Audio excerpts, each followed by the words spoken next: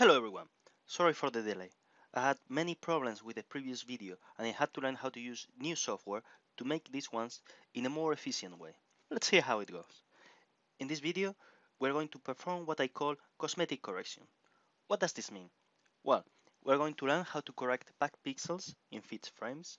Moreover, we're going to learn how to shift images with the image shift task.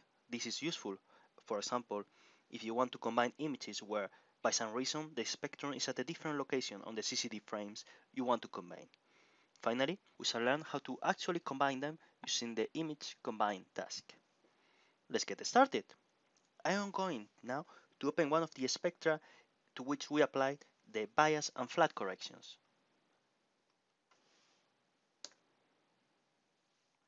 Here you have it. You may notice how there are many damaged pixels on this CCD. For example, here there is a column of dead pixels. And if I move up, you can see some hot pixels over here, over here, over here, and over here. We're going to fix them with the fix pisk task. But before that, we need to create a text file with the coordinates of these damaged regions. Since I am using Ubuntu, the default text editor is gedit. Here I have my file. You may remember from our previous video that in IRAF, in order to describe square regions, we use the following format. The former couple of values represent the first and last column pixel coordinates, while the later couple defines the first and last row pixel coordinates. Each of these boxes covers one of the CCD defects we saw before. Actually, the fixPix function we are going to apply performs a linear interpolation with the nearest good pixels. Therefore, the regions you define should be slightly bigger than the damaged pixels. Finally, I want you to notice how before each of these descriptions there is a number sign. In most tasks, this is taken as a command for IRAF not to take into consideration the test after it, so we can use it to write commands. Now we just need to save this file in the same folder we have our images. Okay, we have already done that. We can close it. Just one warning before using the fixPix task. Unlike in the case of CCD proc, for example, in the fixPix task, there is an option to create a new file. Therefore, I advise you to make a test before running it, just in case you delete some scientific data. To use the image copy task, image copy, the name of the spectrum, space, and the new file name. By the way, if you want, for example, to copy several images, you would just need to write the name of the input images separated with commas, then a space, and then followed by the new files names, again separated by commas. Okay, let's run this command. It's done, and now we can enter the fixPix structure. This is a very simple task with only 6 parameters, whose default values should be fine for most of our projects. The first parameter is the input frame, and the second is the text file with the masks we want to apply. Okay, let's run it. Now let's take a look at the images before and after.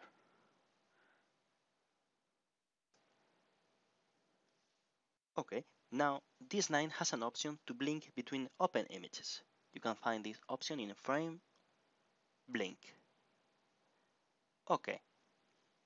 I hope you can see now how the hot pixels have been interpolated, for example here, and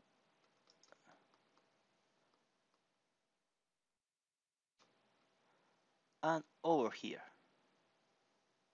Very nice. By the way, we could have fixed these pixels with the CCD proc task. Indeed, you might have noticed how there is a fix pix flag to activate this option and a fix file flag to specify the name of the mask text file. The approach is more efficient in terms of time. However, in some cases, not all frames have the same bad pixels. In those cases, you will have to use the fixed pix task or the ccd proc task with only this flag activated, each time with its own personalized mask file. Okay, we are done with the pixel corrections. On a bigger scale, you may want to sift your images. Let's close this one. For example, in my case, I want to combine images from the same object in order to get a better signal and decrease the number of cosmic rays. I can do that directly. Whatever the reason might be, in my case, the spectra is not located at the same location within the CCD, so I need to sift it first. Let me show you, in case you don't believe me. We open all the images I have at the same time with DS9. And again, we go to Frame, Blink Frames.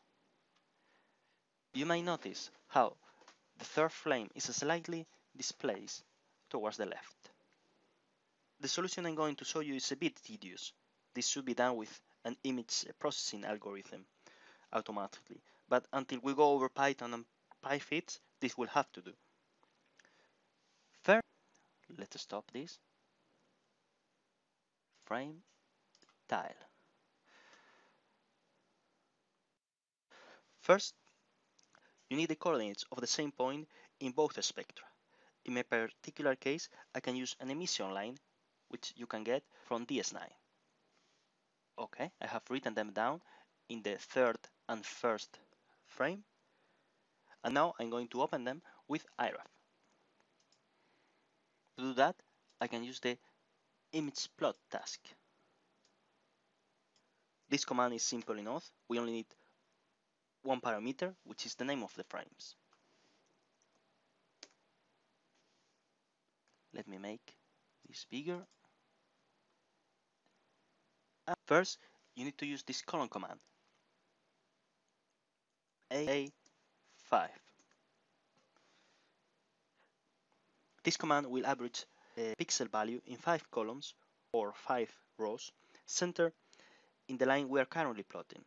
I'm doing this to get a more realistic coordinate, since this is more or less the area occupied by lines in my spectra. Okay, now I'm going to plot the coordinates from the line we estimated with DS9. To do that, to L from line and the coordinate I got, which in this case was 2641. Enter. Here we have it. And now I need to get the coordinate of this peak. I'm moving the cursor over it, press space. Okay, here I have it. 507, 2639. Okay, now I need to go to a column. To do that, we use this command to C 509. Enter. And my line was over here.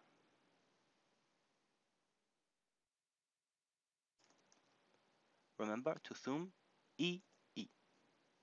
And here I have my line, and the peak is over here. The coordinate is 107 and 2641. Okay. Now we need to repeat this step in the second frame. To go over the next image within the image plot task, you need to press the key N. By the way, if you want to go back to the previous frame, you press the M key. Remember, N for next and M for previous. Anyway, the frame is already averaged, so we can go directly to the coordinates we estimated from DS9. As we did before, to the L and the coordinate 2641. Okay. And the coordinate, we press space and we measure 503 and 2639. We go to the next column, C 503, and it is here. To zoom, E, E.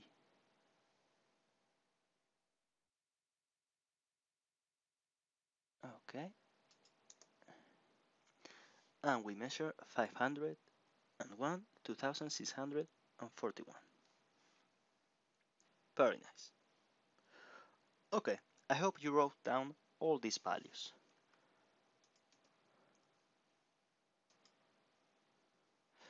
Myself, I use this template for that. In here I have the same coordinates for the same line, which I got from DS9. And here I wrote down the coordinates for the same emission line from the image plot, and from here I can measure the difference between both points. Now I just have to make a choice of which frame I want to shift. Let's say I want to shift the last frame. In this case, I need to add this difference to the horizontal displacement. Since I didn't measure any significant displacement in the vertical direction, I leave it to 0. Now we just need to run this command.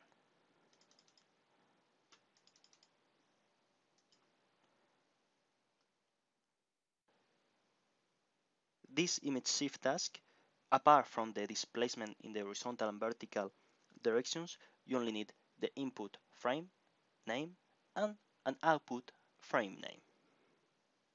Okay, let's run it. It's done. Let's take a look at these images to confirm everything is fine now. We'll use DS9 again.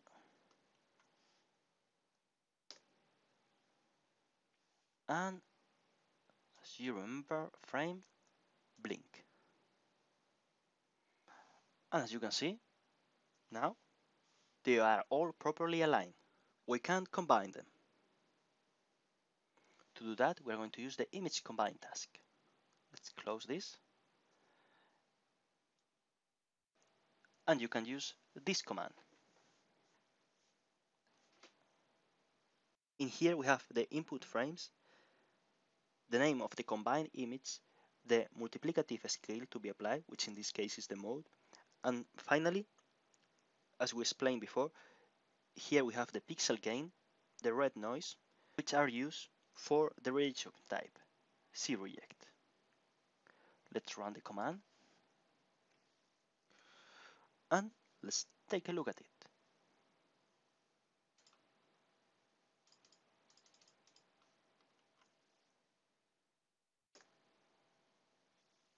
Okay, it looks very nice. Just a few cosmic rays, but we shall take care of those in our next video. Thank you very much for watching and see you soon.